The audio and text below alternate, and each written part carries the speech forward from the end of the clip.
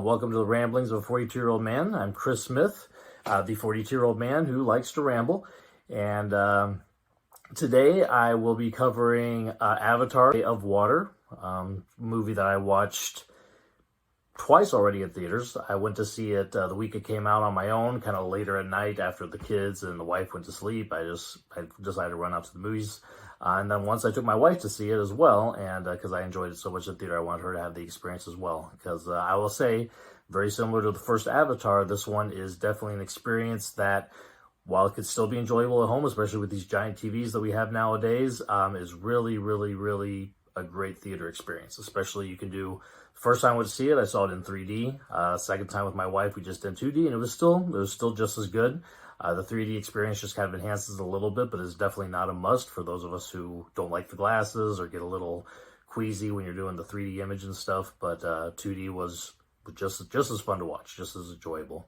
I will say, I may be slightly biased when it comes to this because I am a James Cameron fanatic, who obviously the director of Avatar of Water. He's also directed quite a few movies that I own. I would say 1984's The Terminator was one of my earliest movie watching experiences. I think we had a VHS recording of the initial one when I was maybe 6 or 7. I was watching it, so probably not what I should have been watching at that age, but I loved it. I absolutely loved it. I watched it over and over and over and over again, and you can imagine my excitement when T2 comes out. I'm about 10 or 11 at this point, so that was right up my alley. I remember building a gun out of Legos and running around the living room while watching the movie, just pretending like I was being chased by the Terminator and stuff. So it was a lot of fun as a kid, and so I have a lot of enjoyable experiences with that. But even as I've grown older, I would still say Terminator is still my favorite movie of James Cameron's, but I've got to say, I think his best movie, actually,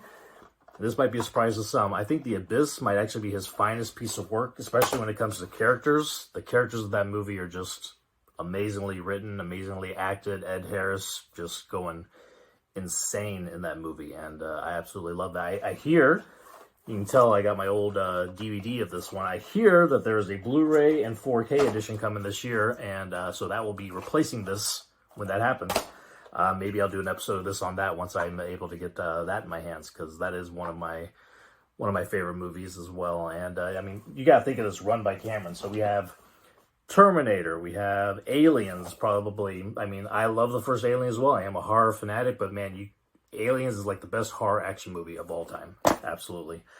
You got Terminator 2 he came back for. You had Abyss sandwiched in there. True Lies, which might be considered maybe his weakest of work, is still an amazing action comedy. Arnold Schwarzenegger, Jamie Lee Curtis, even Tom Arnold giving the best performances of their lives. I mean, and then of course you got Titanic, which I know a lot of people like to make fun of, but I remember I was 17 years old when that came out, emotional teenage kid, and I loved it. I loved it. I loved the action. I loved the romance. I loved all of it. And I still, whenever I have a spare 3+ hours to sit down and watch something, I would enjoy sitting down and watching that. And of course, the 2 Avatar movies, just spectacle. And the first one, maybe not as good as the second. I definitely think this new one is a little bit better than the first one, but I do really enjoy them both. And I would say, I know Avatar movies kind of get flack for being all about the spectacle and the story is very weak, or the story is just non-existent even, or it's just a copy of Pocahontas or Dances with Wolves. And I get some of that, but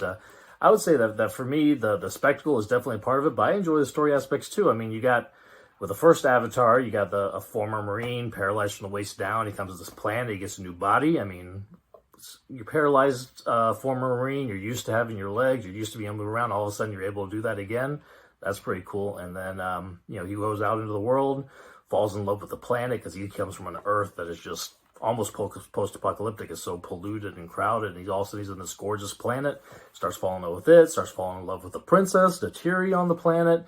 And then, he kind of makes himself a new home. And then by the end of that movie, he's fighting for his new home. So I think that's very Dances with Wolves maybe plot, but I think that Cameron pulls it off really well. And I think that the spectacle part of it can't be denied as well. It was a gorgeous movie to see. I remember sitting in the theater watching that. I think we watched that on an IMAX 3D screen, and you just kind of felt like you were part of that world, and it was pretty neat.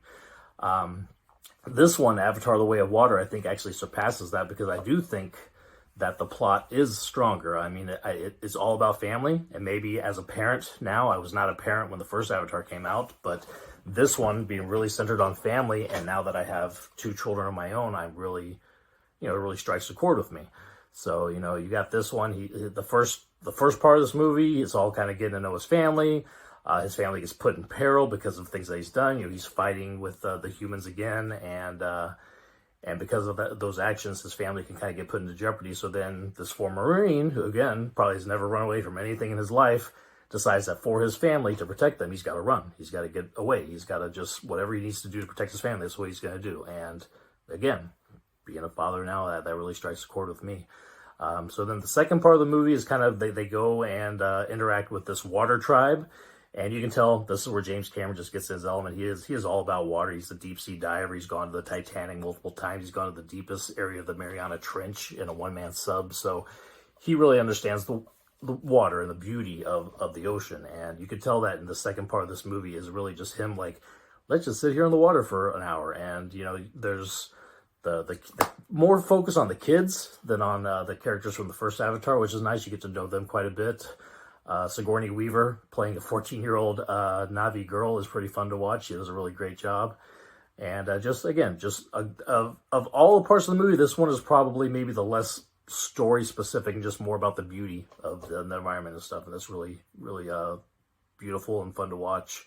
I do like seeing these kids interact. I got to the point where probably the kids were some of my favorite characters between the 2 movies now. And then you jump into the third act, and third act is just complete action all the way, fighting and explosions and ship sinking and whales jumping onto ships, and just a lot of really just the thing that Cameron's known for, just action, and amazingly well done action as well.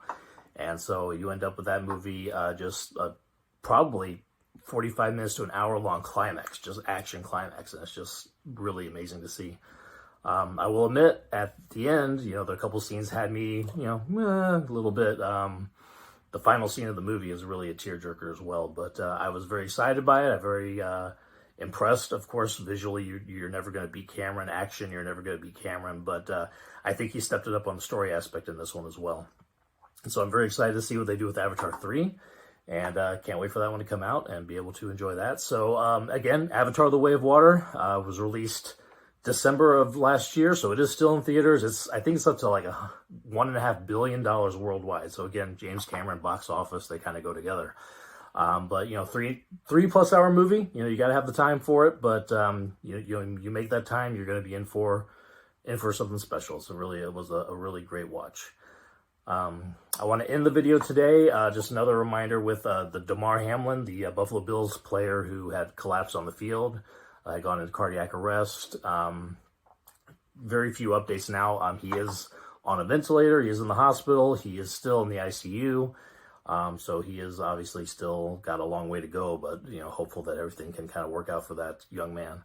I did want to say before, I think back in 2020, he had started a charity for, for toys for underprivileged kids. I think it was trying to raise toys.